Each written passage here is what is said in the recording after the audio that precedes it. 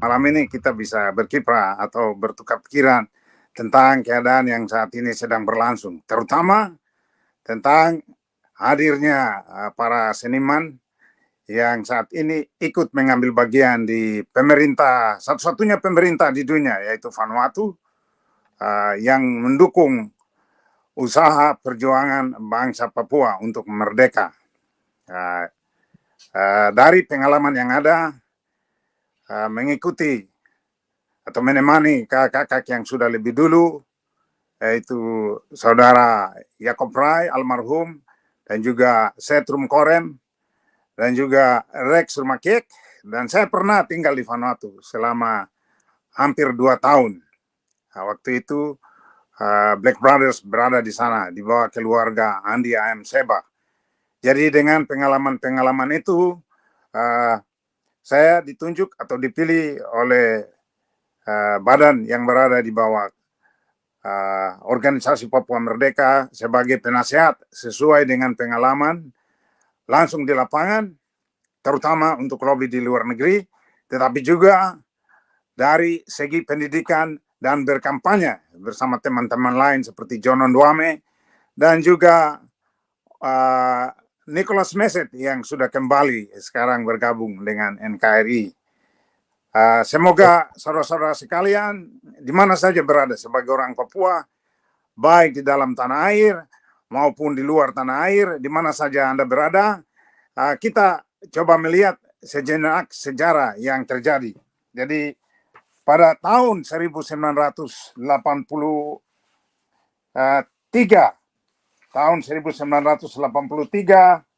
saya bertemu dengan seorang kakak yang ini fotonya mungkin saudara sekalian lihat di sana, saya masih muda. Arnold Clement Siap. Ya, kami bertemu di Solo waktu itu diundang oleh Gus Dur, dan Arnold seperti Tuhan Yesus, dia mengatakan saya akan dibunuh karena saya memperjuangkan tanah ini lewat budaya. Saya sudah ditargetkan, dan itu waktu itu Menteri Pertahanan waktu itu, waktu berkunjung ke Uncen. Jadi dia bilang, adik kalau dapat kesempatan, pergi menyatakan kemanapun adik pergi, karena sudah menguasai bahasa Inggris, katakan bahwa kita terancam, dan kakak akan pimpin dari dalam negeri. Dan kalau bisa usahakan pergi membantu saudara Rex Rumakek di Vanuatu, karena tahun 80 Vanuatu sudah berjuang untuk merdeka, dan ada kekhususan mengapa Vanuatu mendukung Papua merdeka. Karena negara lain seperti Papua New Guinea,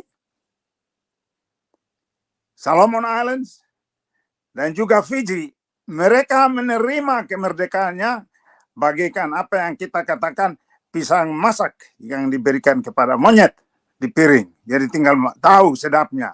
Tetapi mengetahui perjuangan itu adalah Vanuatu. Mengapa demikian? Vanuatu kepulauan kecil yang hampir sama dengan Supiori dan sampai di Biak, dan mereka dikuasai oleh 2 negara yang besar, yaitu Prancis dan juga Inggris. Nah, 2 kerajaan ini, penjajah ini tidak mau memberikan kemerdekaan, sehingga pejuang utama seperti Father Walter Linney dan juga Barak Sope, pendukung utama Papua Merdeka, mereka disarankan untuk pergi minta tolong kepada saudaranya yang sudah merdeka, yaitu Papua New Guinea. Dan tahan dulu, tahan dulu, jangan lanjut. Ini baru pembukaan ini, Pak C. Ya. Sangat bersemangat, luar biasa pemirsa. Tamu kita spesial satu malam ini itu kayaknya sudah nggak tahan begitu bunyi sempritan untuk mulai, langsung laju. Ya. Ini orang Papua, saudara. Ya, cuma ini orang Papua satu sudah rubah warna kulit ini, sudah jadi putih karena sudah lama di Australia, terus rambut sudah keriting lagi. Termakan usia, Pak. Tapi hati tidak berubah. Kemarin, hari ini seperti Bapak kan Bapak Pendeta. Kemarin, hari ini termakan usia, tapi aku tak berubah kemarin ataupun hari ini. Sampai selama-lamanya. Udah kayak Tuhan Yesus aja tidak berubah. Ah, mantap, mantap. Oke, Pak Heng, kita mau bahas persoalan ini sambil tunggu Pak Ketua OPM katanya juga mau masuk ini.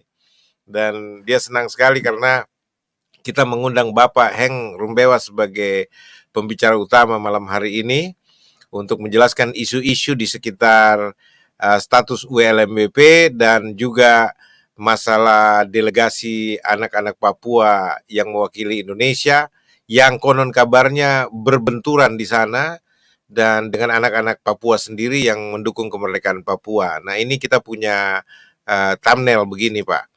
Ya, ini foto Bapak ini waktu masih gondrong dulu ini, waktu masih muda dan gagah perkasa itu. Ya, Masih gagah terus. Masih gagah terus sampai sekarang. Luar biasa. Oke, mantap. Jadi ini sebagai Dewan Penasihat TPNPB OPM, Anda mulai angkat bicara karena sudah lama Anda lihat dari Paradoks 1 katanya Anda menonton Paradoks Papua dan baru malam ini terpancing untuk mau bicara. Berarti ini kalau sudah terpancing mau angkat bicara ini ada sesuatu yang super spesial untuk disampaikan kepada pemirsa Kalam Kristus, penggemar Paradoks Papua. Nah, soal ULMWP ada dugaan dijegal oleh NKRI supaya tidak bisa menjadi anggota menjadi apa namanya apa istilahnya 3 tingkatan yang dibilang ketua OPM itu, dari observer terus jadi associate, keanggotaan associate dan kemudian full member ya. Ya, Padahal benar. Indonesia sendiri sudah full member. Belum, associate ya. Ya. Bahkan orang Papua sendiri di dalam kalangan rumpun Melanesia sendiri itu belum bisa jadi anggota associate saja, apalagi mau jadi full member. Dan itu terus diusahakan untuk tidak diterima di MSG. Nah, selain dari itu, isu yang berkembang ini kemarin waktu festival itu atau apa namanya di MSG itu kan hadir delegasi Indonesia, tapi orang-orang Papua dari Indonesia yang menghadiri di sana bertemu dengan anak-anak Papua, orang-orang asli Papua juga yang pro kemerdekaan. Dan saya dengar isu-isu apa benar atau tidak nanti diklarifikasi. Mereka sempat benturan dan saling cerca dan bagaimana saya nggak ngerti. Silakan Bapak menjelaskan pertama soal status ULMWP. Apakah benar Bapak lihat ada indikasi penjegalan? Penjegalan itu artinya Bapak tahu ya, dijegal, dicegah dengan cara apapun untuk ULMWP tidak bisa menjadi MSG, anggota MSG. Cukup jadi observer saja. Ya, bagaimana Pak? Silakan Pak. Ya, kalau Bapak Uskup tadi sudah sampaikan bahwa di dalam struktur mendapatkan status ini ada 3 tahapan. Jadi tahapan pertama sebagai apa yang kita kenal dengan observer atau pengamat. Di dalam pengamat itu ada juga anggota-anggota lain seperti Timor Leste dan negara lain. Dari Indonesia, Bapak harus tahu bahwa yang membiayai setiap pertemuan MSG itu adalah pemerintah Indonesia. Sehingga, iya. Jadi, Bapak bisa paham bahwa kami dari Papua, kami secara individu dengan pekerjaan kami sendiri, usaha individu kami mengumpulkan dana. Kalau ada simpatisan dari gereja menolong untuk memberi tiket. Sedangkan pemerintah Indonesia, mereka datang dan mendanai setiap pertemuan yang ada. Bahkan pada saat kami mendapat status observer di Solomon Islands. Dan seperti Bapak ketahui, Perdana Menteri Solomon yang sekarang ini, Sogofare, beliaulah yang mendesak penuh karena pemerintah Indonesia sudah berhasil membujuk pemerintah Papua New Guinea, pemerintah Fiji, yang sekarang sudah berganti Perdana Menteri. Nanti kita bahas yang menarik dari Fiji, pendiriannya yang sekarang berubah. Dan akhirnya kami menjadi observer, sementara Indonesia dari observer loncat menjadi associate. Dan itu berarti dia tinggal selangkah lagi jadi full member, karena Indonesia menyatakan bahwa dia mempunyai suku yang hitam keriting. Di Timor Leste ada, di Timor Kupang ada, Flores ada, di pulau mana itu yang Maluku iya, ada, Halmahera iya. doang. Jadi klaim bahwa ras Papua. Melanesia itu ada, dan juga bahkan mengatakan bahwa manusia Jawa yang dulu sudah punah itu, Javanicus apa itu, dia juga adalah manusia hitam. Dan para antropolog. Jadi Indonesia menarik ke belakang itu. Jadi ini alasan-alasan yang mereka mengambil untuk mengatakan bahwa justru Melanesia asli itu berasal dari Javanicus, manusia Goa ini, yang mungkin sisanya itu yang terendap di pulau besar Papua New Guinea ini, dan kecil-kecilnya itu yang ada di kepulauan Melanesia sekarang ini. Jadi Bapak lihat di sini alasan yang dikatakan Indonesia, tapi lebih dari itu, lebih dari ini, yang membuat Indonesia khawatir apabila kami menjadi full member. Seperti Bapak sendiri tahu, Bapak sering singgung itu, yaitu FLNKS. Mereka kan belum merdeka. Tapi mereka mendapat full membership. Karena MSG juga, ini satu badan yang berbicara tentang hal-hal bilateral negara-negara yang sudah merdeka di sana. Kami belum merdeka. Tetapi apa salahnya seperti Kanak, orang asli Melanesia yang ada di sana, mempunyai hak yang sepadan, seperti Bapak katakan bahwa kami mempunyai hak sebagai orang Melanesia berbicara dalam forum ini, karena kita tarik lagi ke belakang. Kita tarik lagi ke belakang. Sejarah penyerahan orang Papua Barat ke bagian NKRI adalah kesalahan sejarah yang dilakukan oleh pemerintah Belanda, Indonesia, dan Amerika tanpa kehadiran orang Papua. Sehingga apabila kami berada sebagai di satu forum resmi seperti yang kami perjuangkan dalam UMLP, ini merupakan salah satu jalan, ada banyak jalan, salah satu jalan untuk bisa mempengaruhi masyarakat Pasifik, tetapi juga masyarakat dunia.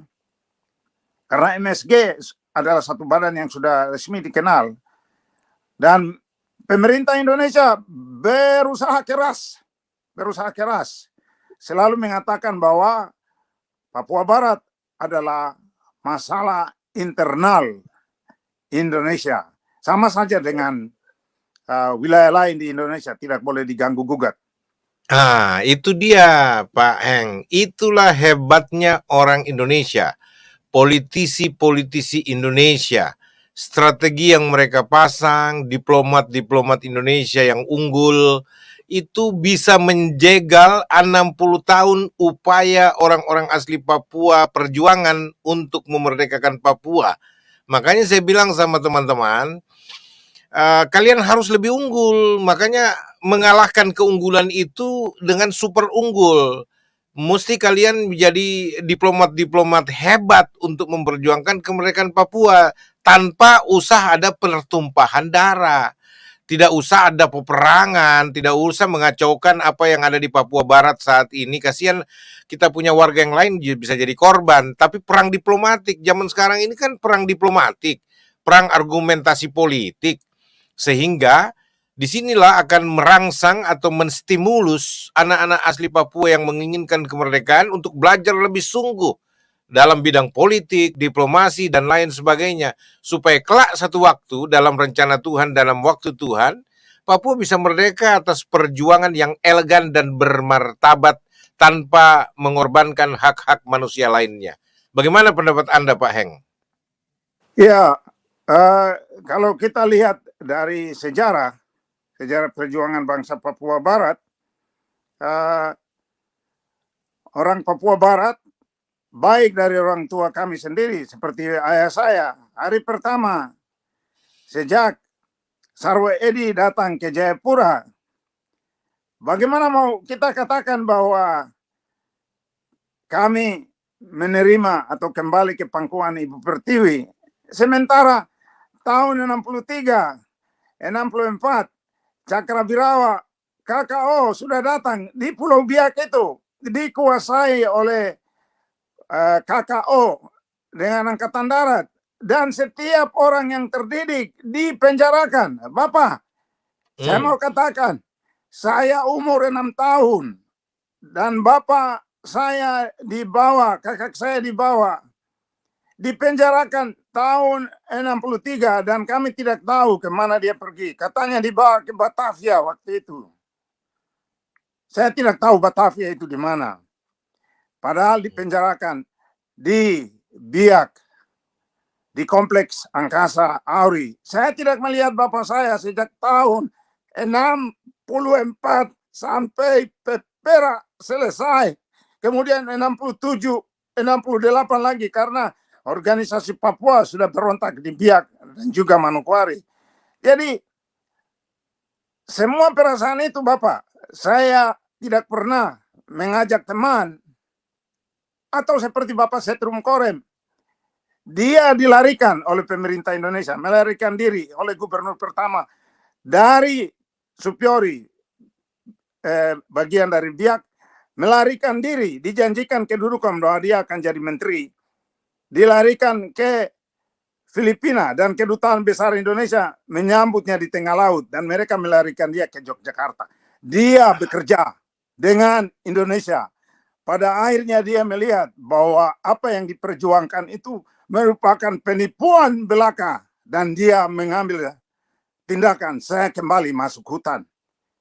Jadi ini adalah apa yang menjadi lawan dari pemerintah Indonesia kemudian hari, saya akan tunjukkan fotonya, adalah mereka yang tadinya mengatakan harga NKRI harga mati, lalu menjadi bumerang untuk pemerintah Indonesia. Sekarang Bapak lihat di mana-mana di dunia ini, Amerika, di Australia ini, seperti Bapak katakan, mereka menempatkan orang Biak, orang Papua asli menjadi anggota konsulat atau menjadi anggota kedutaan besar. Dan kemarin yang hadir di Port Vila Vanuatu dalam seni ini juga orang Biak seperti Frans Rumbino dan juga seorang pendeta yang berbicara melawan kehendak hatinya. Jadi Bapak, berjuang secara elegan, kami pergi mengemis. Dengan Bapak tadi katakan bahwa kami ini orang Papua, hitam kulit, keriting rambut. Bapak ada ciptakan lagu itu. Tapi karena termakan usia, Bapak jarang sekarang juga, Bapak juga eksploitasi isu Papua dengan bikin studio ini dan karang lagu. Tapi hati kecil ini tidak berubah. Karena apa? Kebenaran sejarah itu ditutupi oleh pemerintah Indonesia. Dan yang lebih lihai lagi bahwa pemimpin gereja Papua waktu itu ikut menandatangani pendeta Rumaino umpamanya waktu itu. Pemimpin gereja mana ini? Karena gereja banyak di Papua ini. Pemimpin gereja mana ini? Ya, waktu itu dominasi pertama itu hanya GKI. Gereja Katolik tutup tangan, dia cuci tangan. Hanya gereja Kristen Injil itu. Kayak Pilatus ya. Nah, sekarang baru ada gereja di mana-mana itu. Karena sudah punya sayap sendiri toh. Jadi terbang sendiri-sendiri. Tapi gereja waktu itu, gereja Belanda pun tutup mata, tutup telinga. Tidak mau berbicara. Bagaimana seperti tadi saya sudah katakan kepada Bapak. Bapak Kasiepo Markus waktu itu yang ditunjuk Belanda untuk memimpin pemerintah sementara transisi untuk merdeka, mengatakan orang Papua termasuk gereja Kristen Injili di Papua menyerahkan orang Papua seperti seekor domba suci untuk disembelih demi kepentingan pemerintah Amerika Serikat dan dunia Barat, karena waktu itu Soekarno mau membawa Indonesia masuk ke komunis. Dan itulah dia diturunkan. Dia juga jadi korban. Dan Soeharto diangkat jadi boneka. Jadi pemerintah Indonesia ini memang boneka dari Amerika ini. Dan Freeport masuk. Dan sekarang beroperasi di sana. Tapi tua-tua orang Papua yang mau merdeka katanya dibilang itu adalah Amtenar Belanda. Jadi satu bilang bonekanya Amerika, Indonesia bonekanya Amerika, tetapi kemudian orang tua-tua Belanda itu disebut sebagai Amtenar Belanda, antek-antek Belanda yang bermimpi atas janji-janji Belanda. Bagaimana Anda tanggapi pendapat sinis seperti ini? Ya, Bapak lihat, kalau mereka bilang Amtenar, waktu itu pemerintah Belanda juga mengatakan bahwa pemerintah Indonesia orang Indonesia tidak berhak untuk merdeka karena banyak pengemis yang mondar-mandir liar di Jakarta sana. Soekarno dengan Soeharto tidak perlu untuk pikir merdeka, tapi tetap agar Belanda menyiapkan mereka ke arah kemerdekaan itu. Tetapi Soekarno mengatakan tidak. Dan Bapak lihat, pemerintah Indonesia saja mendapat kemerdekaan dan tersirat atau tersurat dalam pembukaan Undang Mukadimah Pancasila atas rahmat Allah yang Maha Kuasa, maka kemerdekaan Indonesia diantar. Nah, bambu runcing itu berlaku atau tidak?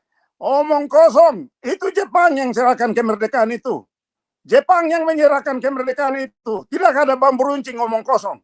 Dan mereka Indonesia menggunakan senjata untuk sekarang membantai kami. Lalu memanfaatkan Amerika, eksploitasi. Bahkan sekarang memindahkan itu tempat, peleburan emas itu di Jawa. Bikin malu atau tidak gitu. Ini kepentingan kapitalis semua, Bapak. Dan dunia barat, Belanda datang meminta maaf di Jakarta, di Jawa atas kesalahan dosa mereka di sana. Tetapi Belanda tidak pernah mengatakan, orang Papua maaf, kami membuat kesalahan, menyerahkan kamu, disembeli oleh bangsa atau pemerintah Indonesia. Tidak pernah ada rasa bersalah itu. Jadi Bapak, kalau mereka mengatakan Amtenar, Bapak, kami yang memakai dasi baju ini dari proses pemerintah Belanda mau menyiapkan kami ke arah itu. Tapi tiba-tiba di jalan datang para penyamun ini, yaitu pemerintah Indonesia seperti tadi saya katakan, mengambil alih persiapan kemerdekaan ke arah itu. Jadi ini satu bencana yang menyedihkan. Dan itu yang Bapak bilang, kita berjuang secara elegan. Saya tidak pernah melihat Bapak sebagai orang Melayu atau ras lain atau saudara-saudara saya di Jawa. Saya bisa berbahasa Jawa juga karena saya sekolah di Jawa. Tidak ada kebencian. Dan itulah secara elegan kami berjuang. Tetapi Bapak, bagaimana kita mau menghentikan mereka yang ditendang, diperlakukan tidak baik di pedalaman, diinjak, anak istri diusir, diperlakukan tidak baik. Jangan kita kembali ke tahun 62, 63, 64, 69. Tapi sekarang diduga. Kasihan itu tentara-tentara yang datang beroperasi di sana, anak istrinya tunggu. Lalu kalam kabut dibunuh. Jadi siapa yang menciptakan kekotoran sejarah ini? Pemerintah Indonesia sendiri. Melepas bom waktu atau bumerang seperti di Australia ini kan senjata bumerang dikenal itu. Dia melempar bumerang itu dan bumerang itu yang datang sekarang menghantam dia sendiri. Jadi secara elegan sampai saya mati, anak saya yang sekarang berlatih sudah menjadi pengacara dan jadi hakim, saya katakan kami tidak bermasalah dengan saudara-saudara kami di mana saja di Indonesia. Tetapi sejarah Papua menjadi bagian Indonesia adalah sejarah yang keliru. Kira-kira begitu, bagaimana Bapak Pendeta?